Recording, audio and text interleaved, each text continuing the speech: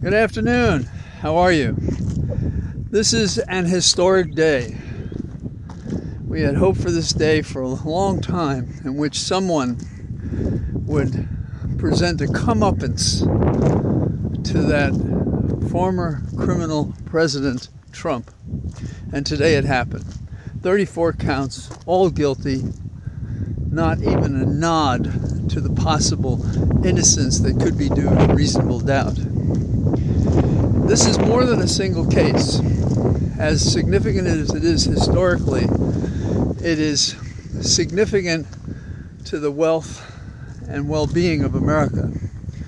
Because this shows, as clumsily as we could possibly do it, as we stumbled forward, but with the talents of Mr. Bragg's office, the temperament of the judge, the dedication of the jurors, and the Trump case that Trump himself made to the jurors, who could see his arrogance, see his contemptuous attitude toward the jury and toward the process and toward the judge, who was their favorite. So, before the trial, I said, unless lightning struck basically, that we should have a slow plea, a conviction of Trump. But it comes with a special benefit. Because we went through this and we went over a long time, and the details were discussed across the country and in many places where Trump believes he holds sway with those people who think he walks on water, they see he does not. And in the days ahead, when he offers his bullshit explanations for how he got convicted in a fixed trial, it'll be rebutted by the grand jury that chose them, by the screening process that Trump approved, by the witnesses that were on the stand that they never laid a glove on, including Pecker. In the end, it was the two-person corroboration of Pecker and Cohen that clinched the case. It was the prosecutor saying to the jury, go back to that first meeting, see what they said then. And they did. They did exactly that. And then they asked for the judge's instruction, the jury did, on these very same things. And they went back, and after several hours, they came and they said, guilty, everything, every count, all 34. So, what does this mean to America? What it means is, however they may out loud question the result, they know that it was a fair trial. They may not want to admit it, they probably won't admit it, but they know it. Republican officials from one end of the country to the other who are up for office this year are now thinking, what have we wrought? Is there any way we can save ourselves from this? Can we run away from him? Can we choose someone else? Oh, don't kid yourself. Those conversations are going on. Because politicians are people who run scared. This man, Trump, would not have done as much damage as he's done if politicians weren't afraid of him, leaders weren't afraid of him. And that's why Bragg is a special guy. A New York guy, no messing around. He went forward sure as he could. He got a team that was dynamite in the courtroom.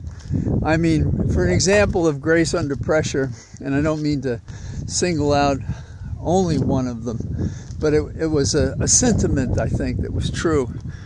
When cross-examining their lawyer at the end, and he had said, the emails speak for themselves. And she said to him, oh yeah, well, remember, the emails speak for themselves. And she used what they said against Trump. That is being present in the moment, fighting in the moment, prepared for the fight in the moment, comfortable, eager to do it, enjoying doing it. And the same was true of every member of that prosecution team.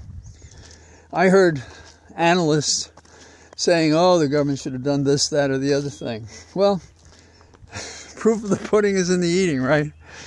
They convicted him on everything. I'd say that showed their plan worked out pretty well. And the judge was very careful in writing the instructions, the 55 pages that you can find on google.com that I put up for anybody else to read for themselves. Even the jurors didn't get to read it. All they got to see was what they heard. They didn't see it at all. So, I am very happy about what happened. This is a day of joy for America. This is a step out of the darkness that was Trump back into the light of restoring our republic. This day has been long coming. Will we intimidate the Supreme Court on its use immunity argument?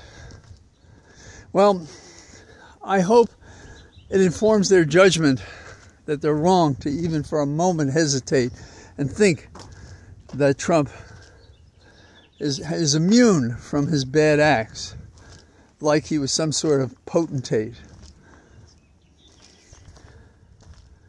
And if they do the opposite, they give us an argument to appoint Biden as the president who will appoint the next set of judges to the Supreme Court.